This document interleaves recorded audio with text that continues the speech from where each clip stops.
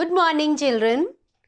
So we'll continue our chapter 12 of history, and our today's topics that we are going to discuss are: first is society and Gupta's administration according to Fayan, and the second topic is progress in the field of art and architecture and science and technology. Now, according to Fayan, a Chinese traveler, how was Gupta's administration? The king was the head of the kingdom. The Gupta kings were great generals. They were also patterns of art and culture. Even the punishments were very simple. There were no crimes. Roads were safe. Land revenue, which was 1/4 of the produce, was the main source of income. The government officials were honest. King was the head of the kingdom. He was assisted by a council of ministers. Now, their society, according to Fayan. Fayan tells us that people were rich and prosperous. They help each other. Mostly, they were very honest. People were vegetarian, except for the Chandals who lived outside the towns and were treated as untouchables. All the other castes lived in harmony. From Fayan's account, according to him, we come to know that Buddhism was still flourishing in Punjab, Bengal and Mathura. Buddhists and Hindus lived in peace. Higher education was given importance during the Gupta period. Nalanda was an important center for Buddhist learning. Takshila was famous for medicine also. Now, if we'll talk about their religion, the Gupta kings were the followers of Hinduism. The Guptas worshipped Lord Vishnu. They also performed religious sacrifices. The Gupta kings gave liberal donations for building temples. The Brahmanas were in the high position.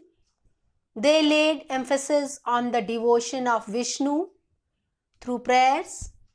Images of gods and goddesses like Shiva, Shakti and Vishnu began to be worshipped. For their worship, they had the special rooms also. So, this is all about their religion.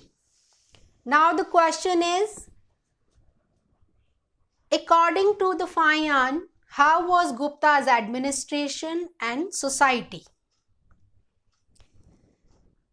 So, the first point is, the Gupta kings were great generals. They were great patterns of art and culture. The punishments were simple. Land revenue was the main source of income. The government officials were honest. People were rich and prosperous. And the last is, mostly people were vegetarian. Now we'll discuss in the Gupta's period advancement in the field of literature. In this period, Sanskrit was popular. Sanskrit was the language in Gupta's court also.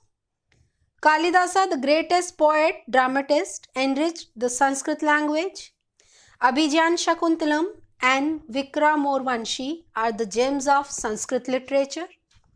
Next is advancement in the field of science and technology. Great progress was also made in the fields of astronomy, mathematics and astrology. Aryabhatta, the famous astronomer and mathematician of this period, means Gupta's period, wrote in detail about the solar and lunar eclipses and discovered that the earth moves on its axis round the sun. Varamihara, astronomer who was thrown light on various aspects of botany, geography, etc. Next is the art and architecture.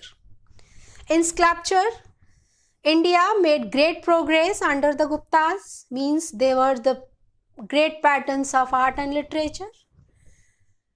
The Gupta sculptures show an magical beauty of execution and a high degree of skill.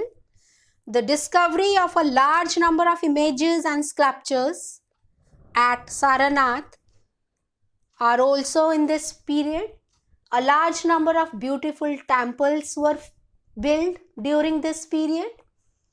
The stone temple at Devgarh and the brick temple at Bhitri Gaon are two fine specimens of the period.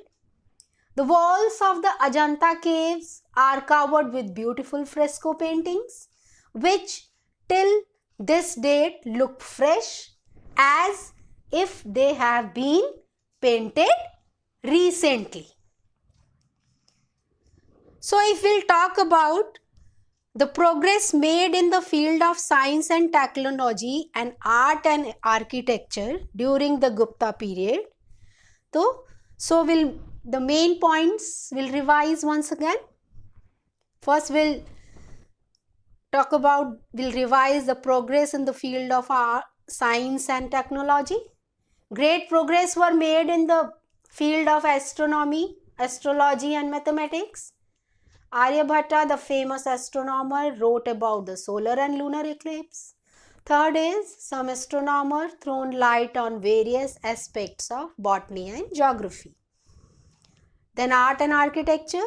The Gupta sculptures show the beauty of execution. A large number of beautiful temples were built. The stone temple at Devgarh and brick temple at Bhitri Gaon were made. So these are the points which shows the progress made in the field of science and technology and art and architecture. Now today's homework. The first question is the one-word answers. Fayan stayed for 3 years at. Answer is the Patliputra. Land revenue was fixed at 1/4 of the produce. The walls of the Ajanta caves are decorated with fresco paintings. Chandragupta first entered into a matrimonial alliance with the famous tribe. Which tribe that is? The Lichavi tribe. The author of Allahabad pillar inscription was Harisena. So these are the 5 one-words. Apart from these 5 one-words, I'll give you 3 more questions that you will get in the PDF file. And those questions we'll discuss now. Samudragupta did not annex the Deccan states even after defeating them, because he felt satisfied to make the southern kings accept his control on them. That is the reason. Second is, people became rich and prosperous during the Gupta period. What was the reason? Because of the developing conditions of trade and industries, people became rich and prosperous. Third is, we say that the Gupta kings respected all religions because they were equally tolerant towards other religions. That was the reason. So, I'd explained you in the homework, question number 1, one words, and then the give reasons also that you will get in the PDF file. So, we have completed our chapter 12 from history, political developments. That's all for today, children. Thank you.